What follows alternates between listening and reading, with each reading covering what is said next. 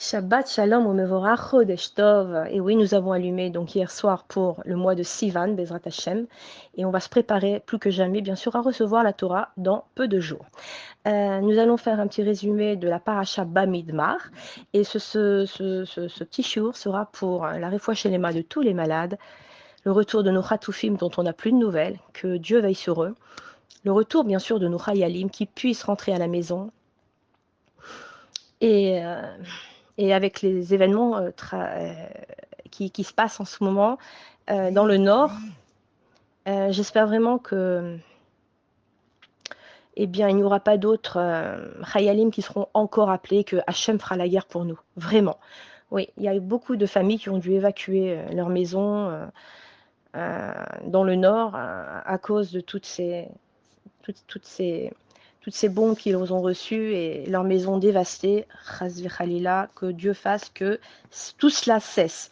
On n'oublie pas, et j'insiste, de prier dans notre filote pour le retour de la Shérina, pour la royauté d'Hachem, la Malchut, David Améler, pour vraiment nous concentrer sur cela et demander à Akadosh Baruch Hu, nous voulons que lui. Il n'y a que lui et personne d'autre. En od milevado. Alors, dans le désert du Sinaï, Akadosh Baruch Hu demande que l'on procède donc à un recensement des tribus d'Israël. Puis, dans un second temps, nous parlons du campement dans le désert. Dans ce désert, donc, la lumière du monde sortait de l'Est, provenant du drapeau de la tribu de Yehuda, qui lui était dépositaire de la Torah et de sa royauté. À son côté demeuraient Moshe, Aaron et leurs enfants, qui bien sûr, eux, sont l'emblème de la Torah et des mitzvot. Ils expiaient les fautes du peuple par leur culte, leur sacrifice et leur tfilot, leur prière. Nous allons donc maintenant parler d'un des points importants par rapport à quelque chose qui reste vraiment gravé pour toujours, à 120 ans en tout cas, dans la paracha donc Bamidbar. Révi'i, donc Gimel, ok. Verset Aleph, Ve'ele, alors Ve'ele toldot Aaron ou Moshe beyom diber Hashem, diber Adonai, Moshe be'ar Sinai. Suivant les générations d'Aaron et de Moshe, à l'époque où l'Éternel parlait à Moshe sur le Har Sinaï. Alors, voilà, c'est là où je voulais en venir. Ve'ele shemot bene Aaron, Abechor, Nadav, Ve'avihu, Eleazar, Ve'itamar. Voici les noms des fils d'Aaron. L'aîné, Nadav, puis Avihu, Eleazar et Itamar. Donc là, ce sont les noms des fils d'Aaron qui ont été oints en qualité de pontife, auxquels on a conféré le sacerdoce. Très bien.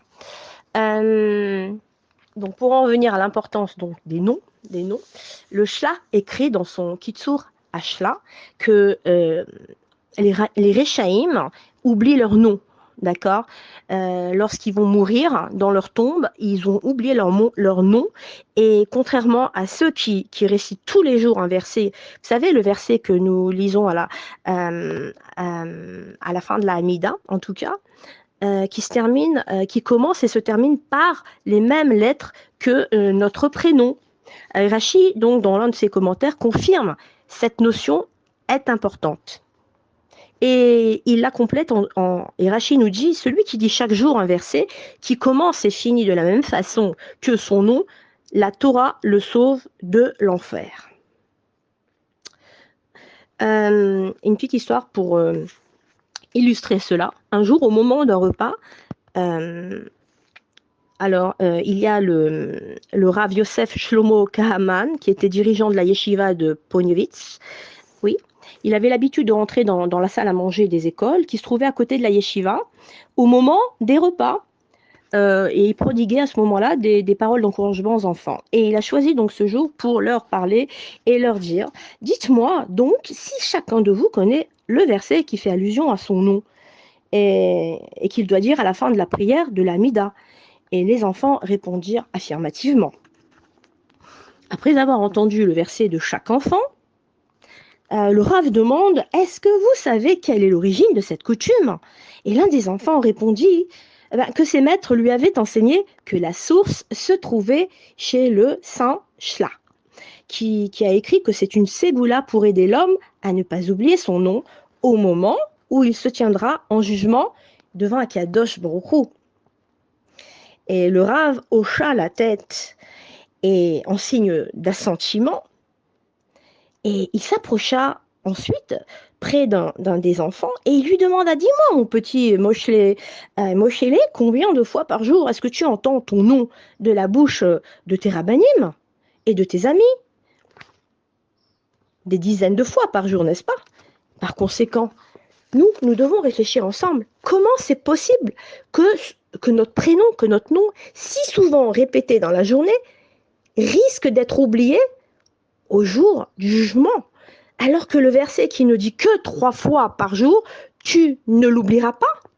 À cette question, les enfants n'ont pas su répondre. Ils n'ont pas su répondre. Alors, le Rav demanda l'attention de tous les enfants et il leur révéla quelque chose de très important. La terreur du jugement, elle est si effrayante que l'homme en vient à tout oublier, y compris son nom.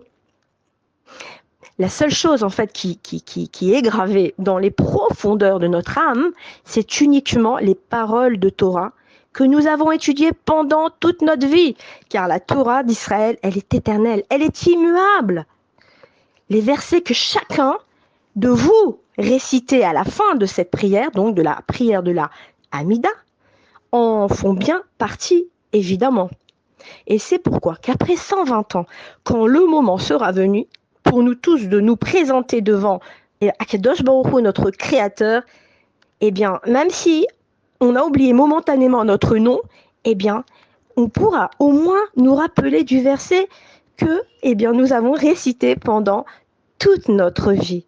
Et grâce à cet artifice, eh bien, nous nous souviendrons de notre nom, même dans la terreur du jugement. Voilà les filles, c'était juste un point important par rapport à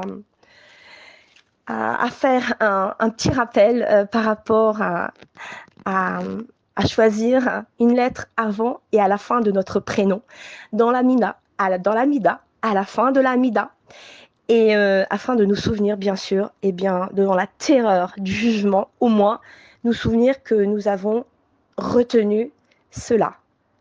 Par quoi commence notre prénom? Par quelle lettre elle se termine?